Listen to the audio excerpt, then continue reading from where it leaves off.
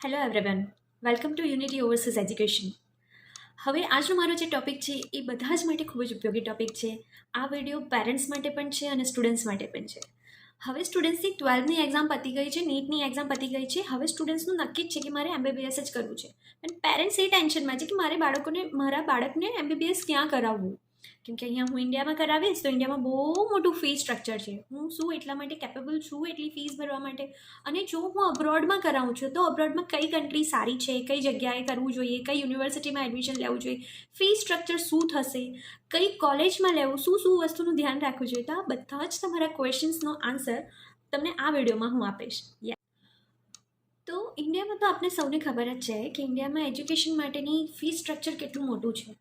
અને એટલા જ માટે હવે પેરેન્ટ્સ બને ત્યાર સુધી આઉટ ઓફ કન્ટ્રી ટ્રાય કરવા લાગ્યા છે કે હું મારા બાળકને આઉટ ઓફ કન્ટ્રી, કેમ કે તમે અબ્રોડથી તમે એમબીબીએસ કરશો કે ઇન્ડિયાથી કરશો, તમારે આફ્ટર દેટ તમારે નેક્સ્ટની એક્ઝામ તો બધાએ જ આપવાની છે. તો એક કોમન સ્ટ્રક્ચર છે. તો હું શા માટે ઇન્ડિયાની અંદર આટલી બધી ફીઝનો ખર્ચો કરું અને બહાર જ્યારે આના કરતાં પણ સારું, ઇન્ડિયા કરતાં પણ સારું જ્યારે મને એજ્યુકેશન મળી રહેતું હોય તો હું મારા બાળકને બહાર મોકલું. તો એ પર્પઝથી બધા આઉટ ઓફ કન્ટ્રી મોકલતા હોય, એબ્રોડ એમબીબીએસ માટે મોકલતા હોય છે. તો એના અલગ અલગ કન્ટ્રીઝ છે. તો કઈ કન્ટ્રીમાં જવું જોઈએ, કઈ કન્ટ્રીમાં ના જવું જોઈએ, અને કઈ કન્ટ્રીમાં જવાથી શું ફાયદો છે, ગેરફાયદો છે, કઈ રીતે જવું જોઈએ, આ બધા જ ક્વેશ્ચનનો આન્સર તમને હું આ વિડીયોમાં આપીશ. તો અબ્રોડ એમબીબીએસ કરવા માટે ઘણી બધી કોલેજીસ અને ઘણી બધી કન્ટ્રીઝ છે. તો એમાંથી આ કન્ટ્રીઝનું લિસ્ટ છે કે આ બધી જ કન્ટ્રીઝની અંદર તમે એમબીબીએસ કરવા જઈ શકો છો. તો તેમાંથી આપણે સૌથી પહેલાં સિલેક્ટ કરીએ છીએ નેપાલ અને બાંગ્લાદેશ. જનરલી નેપાલ અને બાંગ્લાદેશ ખૂબ જ ઓછા લોકો જતા હોય છે, કારણ કે એનું ફી સ્ટ્રક્ચર પણ 60 લાખની આસપાસ એનું ફી સ્ટ્રક્ચર આવતું હોય છે કે તમે તમારું એજ્યુકેશન 6 યર્સનું તમે આટલા રૂપિયામાં પૂરું કરી શકો છો, 60 લાખની આસપાસ, જે આપણા ઇન્ડિયન કરતાં તો થોડું ઓછું છે. પણ લોકો વિચારે છે કે જો આટલું જ બધું મારે ફી સ્ટ્રક્ચર આપવું તો હું શું કામ નેપાલ જાઉં, હું મારા ઇન્ડિયામાં જ કરું ને. તો એવું પણ વિચારતા હોય છે.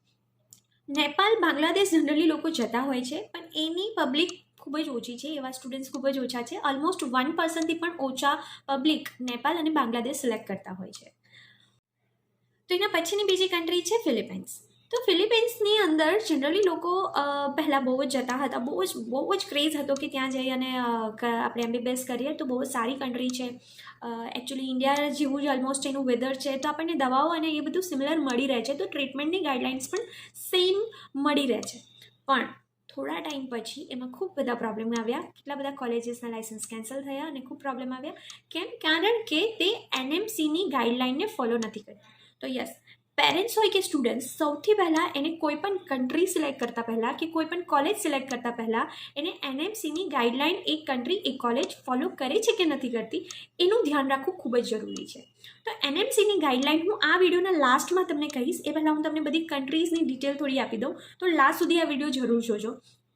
એના પછીની કન્ટ્રી છે નેપાલ અને બાંગ્લાદેશ. જેને જવું એ જઈ શકે છે. એજ્યુકેશન સિસ્ટમ ઓકે છે, વેધર ને બધું સારું હોય છે ત્યાંનું.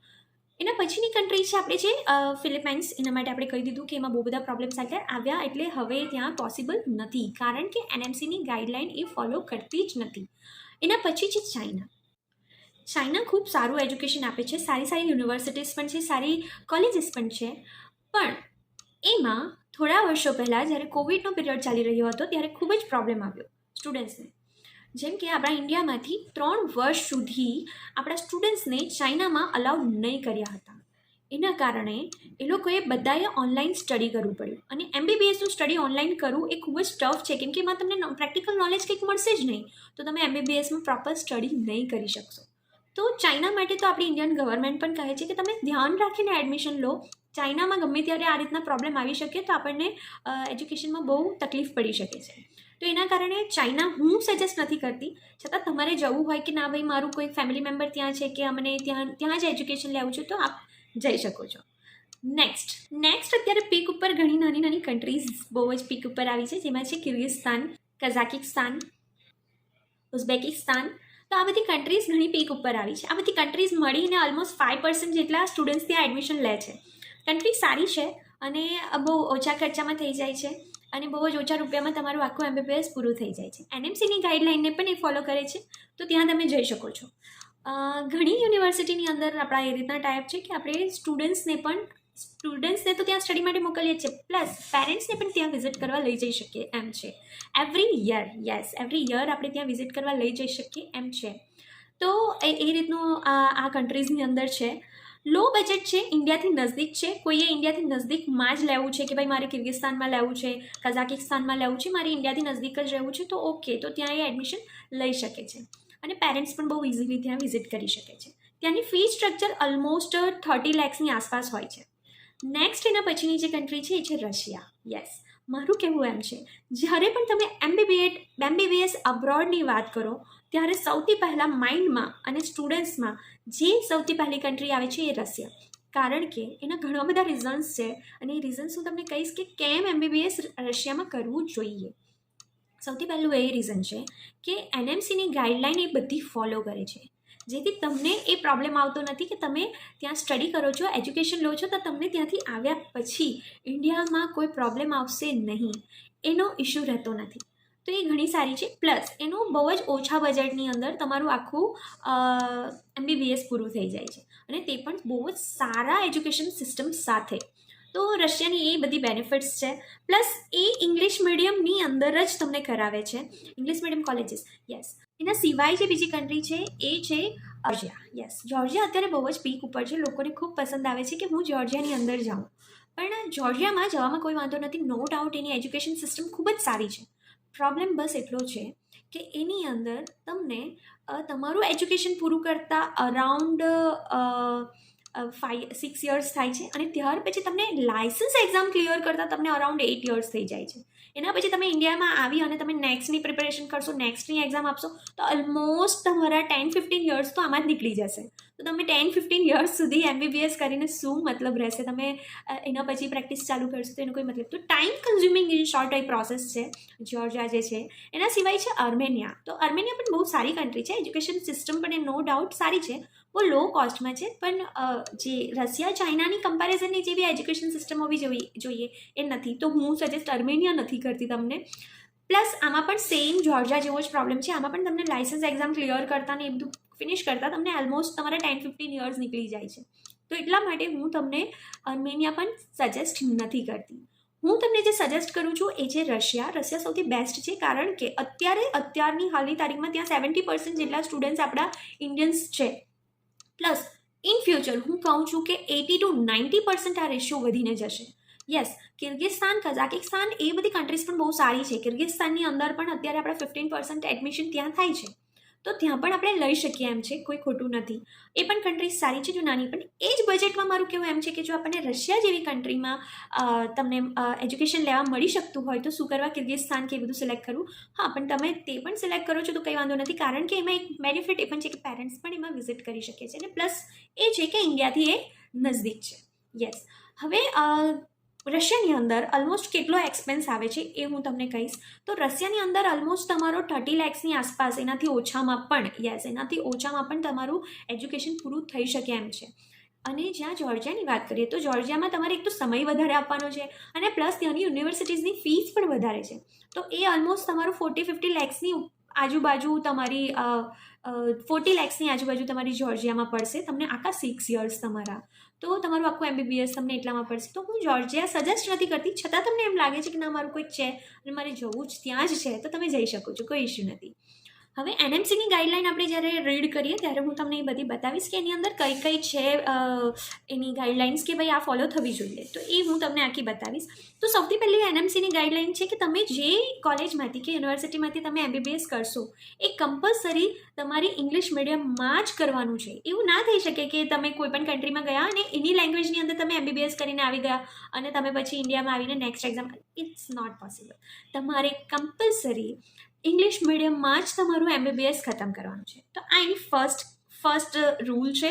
સેકન્ડ રૂલ એ છે કે તમારી આખું એમબીબીએસ 4.5 પ્લસ 1 યર, એટલે કે તમારું 4.5 વર્ષનું એજ્યુકેશન થશે અને 1 યરની તમારી ઇન્ટર્નશીપ એની સાથે આખું, એટલે કે જે કોલેજ તમને 5.5 વર્ષનું તમને આખું એજ્યુકેશન પ્રોવાઈડ કરે છે વિથ ઇન્ટર્નશીપ, એ જ કન્ટ્રીની અંદર કે એ જ કોલેજની અંદર તમારે એમબીબીએસનું એડમિશન લેવાનું છે. તમે એવું વિચારો છો કે હું ભાઈ 4 વર્ષમાં પતી જાય છે, જલ્દી એમબીબીએસ બની જાઉં છું, પણ એ વેલિડ નથી. તો એનએમસીની ગાઈડલાઇન જો એ ફોલો ના કરતું હશે તો એ તમને કોઈ ફાયદો થશે નહીં, તમે ઇન્ડિયામાં પ્રેક્ટિસ કરી શકશો નહીં.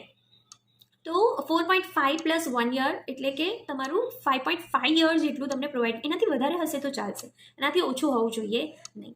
અને મેઇન બેનિફિટ એ છે કે રશિયાની યુનિવર્સિટીઝ આપણને આખો કોર્સ આપે છે 6 યર્સનો. યસ, 6 યર્સનો. ભલે તમારા થોડા ટાઈમ વધારે જાય છે પણ તમને બહુ જ સારી રીતે એજ્યુકેશન મળે છે.